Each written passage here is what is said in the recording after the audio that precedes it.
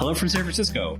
I'm Ross John Fortune, managing editor of GovCIO Media and Research, recording here at RSA Conference 2024, where experts from around the world are talking about the present and the future of cybersecurity. Joining me now is Amanda Knutson, Supervisory Special Agent at the FBI, and Thomas Gathman, who is an intelligence analyst at the FBI. Welcome.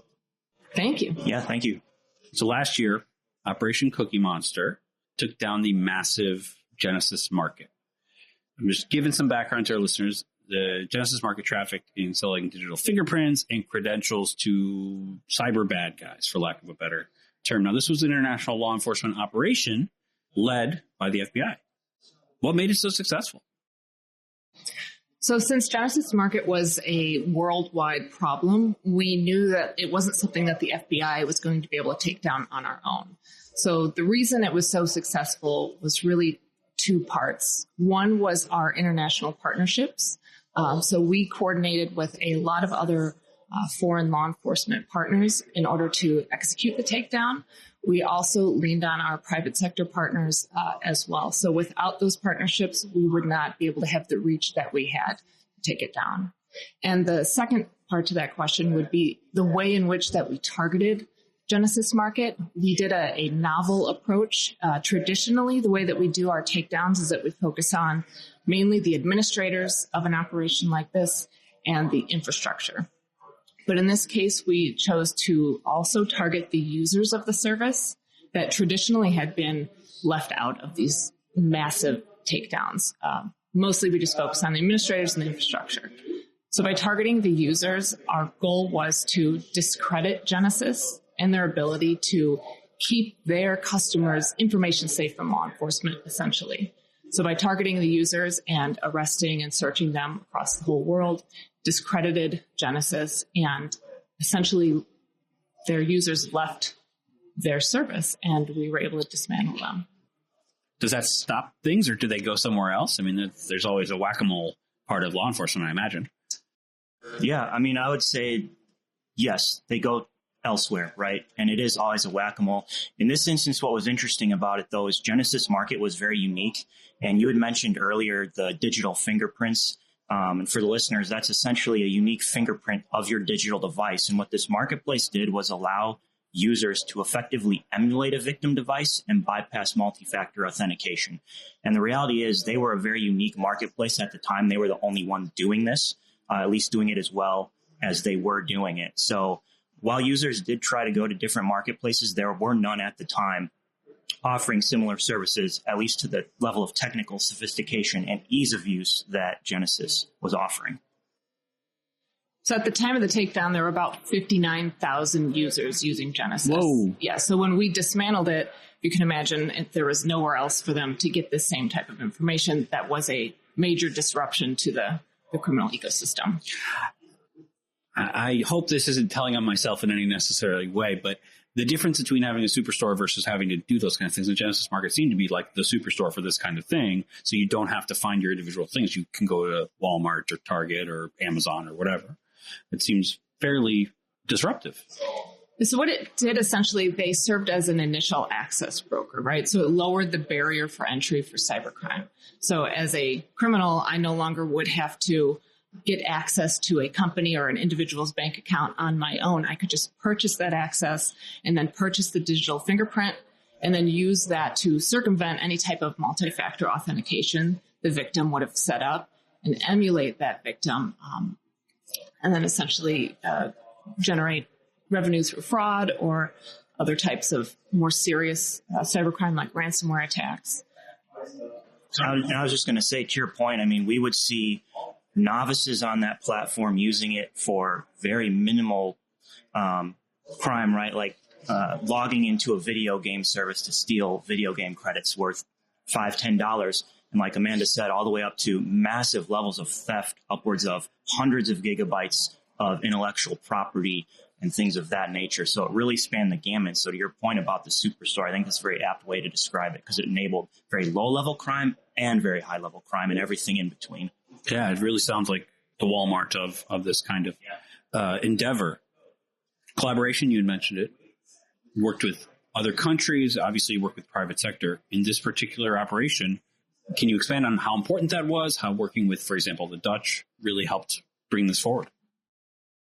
So in terms of our international partners, if you can imagine a case like this, not all of the victims, the subjects, the infrastructure is going to be located within our area of responsibility, which is the United States. So since it's dispersed throughout the whole world, we really did need our foreign law enforcement partners. So we planned this Operation Cookie Monster, with that in mind, that we would need these partnerships. So not only did our international law enforcement partners help us gather evidence that we needed, but they also coordinated with us on our efforts to target these users. So on the day of the takedown, we had 16 countries involved, and we basically followed the sun from Europe to North America to Australia, and we executed all of our arrests and search warrants and interviews all at the same time to have that larger impact. And on the side of the private sector, we work with multiple different companies from many different aspects of the investigation, from things such as assistance with malware analysis to financial analysis, helping with data parsing. I think the reality of cases like this is they're so massive, and we're dealing with hundreds of gigabytes of data, billions of lines of data, and the cybercrime ecosystem writ large, just to kind of pivot a little bit, right, has evolved drastically over in the past decade. And it's really moved towards a large, organized, coordinated model where all the folks at the top know each other, and they've lowered the barrier to entry like we discussed and enabled just this massive ecosystem. And the reality is just no single entity here in the United States or overseas has the resources or the capability to affect a big organized entity structure like that by themselves. So to Amanda's point is, yeah, these partnerships definitely proved critical, and throughout the course of the investigation, wouldn't have been successful without our exactly, partnership. Exactly. Yeah, really. I've said this before, and it's something I've actually written about for our site. Cybersecurity is a team sport. It's very much. Jennifer Edgen from the Department of Navy talked about it, like the Iowa basketball team, that they move the ball, that kind of thing. So no one does it alone. Yeah, I do another presentation, and we often have heard in the past, right, all of government approach to things. And I bring that up in the presentation in talking about what the different agencies do and are responsible for. And I said all of government is almost not correct to say anymore. It's almost an all of everyone who is not a bad guy approach, right? And that's kind of where we're at and what it takes to combat this. It's certainly been a major theme of this event. I know Secretary Blinken talked about it on Monday night. Secretary Mayorkas talked about it yesterday. I mean, it's certainly part of everyone's thing. So Genesis Market is a big fish. I want to pivot a little. What kind of threats keep you both up at night in your jobs? So Genesis Market is an example of one of these key services that support the criminal underground. So these types of services, there are more than just Genesis Market. Ransomware is one of the types of attacks that was enabled by Genesis Market, and that is one of the biggest problems, I would say, in the cyber criminal world right now. So many organizations, whether it's school districts or large companies, fall victim to ransomware every day. And if they're not prepared, or if the actors are able to encrypt their backups, then they're really in a bad situation. So ransomware within the cyber criminal realm, if we're speaking, is probably the biggest thing that worries me. Yeah, and I guess less from the aspect of specific types of attacks and more of just potential victims, I think where I remain worried a little bit is a lot of our critical infrastructure pieces that still aren't properly hardened or protected against various types of cyber attacks, especially when we start looking at the smaller municipal entities and just smaller entities that don't have the resources and the capital to properly protect themselves. We see a lot of victims in that sphere, and I think that's where my worry remains. Before I let you go, Amanda, I want to ask about your background. How does one go from being a microbiologist to an FBI agent? Sure. So as you know, I'm a special agent, and with the special agent job role, we take a huge, diverse population. So we want people with backgrounds in accounting, in STEM, in law, teachers, psychologists. We don't just go for one type of person. So I knew early on that this is something that I wanted to do, to be a special agent. So I planned ahead. And I went into STEM knowing that that would be something that the Bureau would want, something that I would be able to offer. I was very interested in law enforcement from an early age, and specifically forensics. So I figured that I could bring those skills to the table within the Bureau.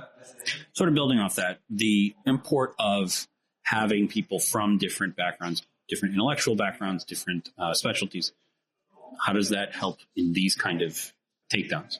So like I mentioned earlier, creativity is vital for us to be able to come up with ways to combat the ever-changing landscape of cybercrime. So when we bring together people that have a diverse background in, like you said, in their upbringing, in their education, and their work, that creativity flows much more easily, and you get a lot of new ideas that if you were to just recruit from, say, one group of individuals, to say just accountants, then they might think similarly. So we like this diversity so that we can come up with creative solutions to our problems. And from the intelligence side, I think what's really important about diversity, right, is it's diversity of thought. And part of what we do on the intelligence side, right, is we think and we analyze. And we try to avoid bias and biases. And that's very, very difficult because it's human nature to be biased. There are shortcuts that allow us to make and draw conclusions. And the more diversity of thought that you can bring together when you're thinking about a single issue, the better protected you are against those types of things, and the better able you are to draw sound and logical conclusions. So through all aspects of the organization, I would say diversity of thought is absolutely critical to finally cracking that nut and finding the best, most cogent solution to the problem that you're facing. Yeah, there's a lot of stuff that people may be familiar with because of what they know versus somebody else. And some things you just can't teach because, like you said, it's just your upbringing or whatever. The way people talk about the word bubbler, apparently, is the way people talk about waterfalls. Yeah, it's my favorite state. So, yeah, you don't know what you don't know sometimes. So it's very important to have a diverse team. All right. Well, thank you so much for doing this. Of course. Thank you for having us.